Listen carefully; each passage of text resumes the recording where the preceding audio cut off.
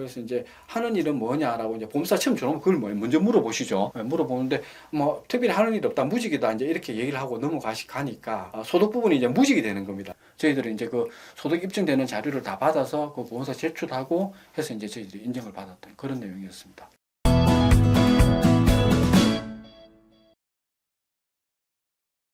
네, 정 팀장님과 함께하는 자동차 보상 사례 시간입니다. 자, 오늘 사례 말씀해 주십시오. 예, 오늘 사례는 이제 차대 오토바이 사고, 예, 사고를 이제 말씀을 드릴 거고요. 이제 차대 오토바이 사고 중에 가장 흔한 사고가 교차로 사고입니다.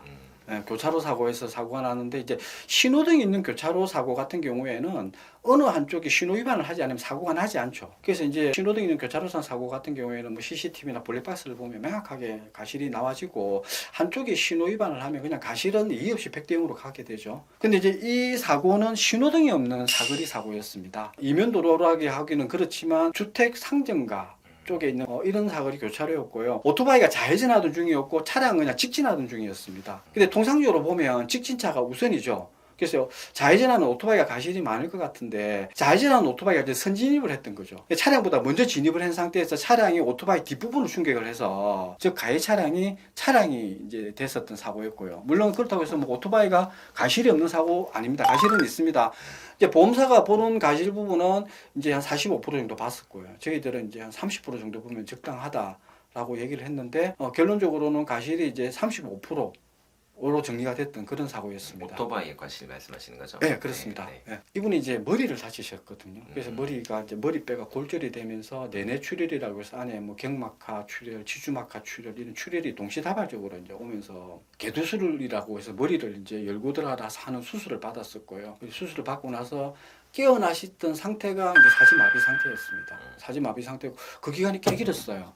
길었고 회복이 잘 되셨던 것 같아요. 그래서 결론적으로 치료가 다 끝날 무렵에는 이제 반신 쪽에 오른쪽 팔 다리가 쓰기가 불편해서 휠체어를 갖고 이동해야 되는 상태였고 인식 기능이나 아니면 그런 뭐 의사소통 기능에는 또 특별히 큰 문제가 없었던 그런 상황이었고 이제 치료받는 중에 이제 보험회사가 이제 그 가족분들하고 연락을 하게 됐죠. 근데 이제 이분이 배우자도 없고 자제분도 없는 혼자 계시는 그런 분이셨습니다. 그런 분이셨고 그래서 이제 형제분들이 이제 간병을 했는데 잘 모르시죠. 상황을 혼자 살고 하니까 사실 그 형제분들이라도 일일이 다 알고 이러진 않지 않습니까? 그래서 이제 하는 일은 뭐냐라고 이제 보험사 처음 들어오면 그걸 먼저 물어보시죠. 물어보는데 뭐 특별히 하는 일 없다, 무직이다 이제 이렇게 얘기를 하고 가니까 소득 부분이 이제 무직이 되는 겁니다. 무직이 되고 해서 이제 나중에 이제 보상을 받긴 받아야 되겠는데 이렇게 머리를 다치면 과연 얼마나 다쳤을까? 보상은 어떻게 이루어질까? 팔, 다리를 못 쓰게 되는데 이건 어떻게 돈으로 산정해낼까? 이거 잘 모르시지 않습니까? 자신이 굉장히 어려운 문제입니다. 이 부분이. 그래서 일반적으로 그런 것들을 돈으로 환산해서 하는 것들이 저희들 하는 일이긴 하지만 이게 보는 관점 따라 차이도 많이 나고 일반인들 같은 경우에는 이런 정보를 못 갖고 있기 때문에 보험사하고 같이 얘기를 할 수 있다는 것 자체가 굉장히 어렵죠. 그래서 이제 저희들한테 이제 일을 맡기셨던 거였고요. 소득이 또 어떻게 되느냐에 따라서 상당히 달라지죠. 예를 들면 이런 겁니다. 100만 원 버는 사람이 똑같이 다친 상황이면 그 100만 원을 가지고 그 장애를 돈으로 계산을 해내지 않습니까? 그럼 이분이 소득이 1000만 원이면 1000만 원이면 똑같은 장애를 입었을 때 이 1000만 원을 가지고 돈으로 이제 이 다친 정도를 가지고 장애를 환산해 내지 않습니까? 무려 10배의 차이가 나는 거죠.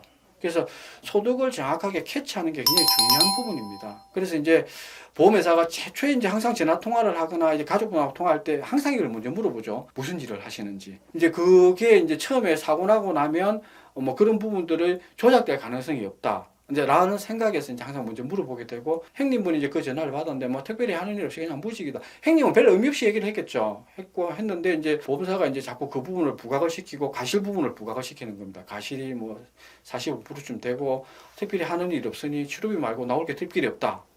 이렇게 되는 거죠. 그래서 저희들이 이제 일을 맡아서 이제 확인을 해보니 이런 근로를 많이 하셨더라고요. 물론 그 한 달에 뭐 30일 나가서 뭐 25일을 나가서 일을 하고 이런 상황은 아니셨고요. 한 달에 10일 내지 15일을 이제 그냥 드문드문 나가서 일을 하셨던 이제 그런 상황이었고, 이거를 또 입증을 하려고 하면 요즘에는 그 노무비 지급 내역서라는 게 있습니다. 일용 근로자 노무비 지급 내역서가 발행이 되는 거죠. 지금은 공사 현장에 계셔도 일하시는 분들로 다 사대보험을 내시거든요. 일당에서 다 빼고 받으시고 해서 그 자료를 첨부시켜서 보험사로 제출을 했을 거예요. 그래서 이제 치료를 쭉 다 받고 장애율, 그러니까 한쪽을 못 쓰는 장애율, 이건 연구장애가 되는 거죠. 장애율을 계산을 하고 이분은 이제 개호가 필요한 거죠. 이게 이제 개호도 이제 1인이 해야 되느냐, 0.5인이 해야 되느냐, 하루 8시간이냐, 뭐 12시간이냐, 4시간이냐, 또 시간별로 나누고 이렇게 개호도 또 계산을 해내고 해서 이제 보상이 마무리됐던 건이었습니다. 보험회사에서는 이제 2억 2천만 원 정도 얘기를 했을 거예요. 저희들이 이제 4억 3천 정도를 받아들였고요. 이게 차이가 왜 이렇게 많이 나는가 하면 소득 부분 때문에 그렇습니다.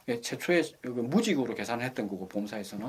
저희들은 이제 그 소득 입증되는 자료를 다 받아서 그 보험사 제출하고 해서 이제 저희들이 인정을 받았던 그런 내용이었습니다. 네, 그 개도술 하시고 이제 깨어나셨을 때 사지마비셨다가 반신 쪽으로만 회복되신 것도 정말 이제 그 맞습니다. 행운이거든요. 이런 경우가 사실 잘 없습니다, 생각보다. 그런데 이제 이렇게 마비 증상이 있을 때 손해배상액 산정하는 거는 정말 여러분들 개인적으로 보험사랑 하시면 안 됩니다. 오늘 방금 말씀해 주신 것처럼 거의 한 2배 차이가 날 수 있습니다. 그래서 꼭 저희가 아니더라도 주변에 이제 전문가를 찾아서 꼭 의뢰를 하시기 바랍니다. 네, 이번 사례는 여기까지 있도록 하겠습니다.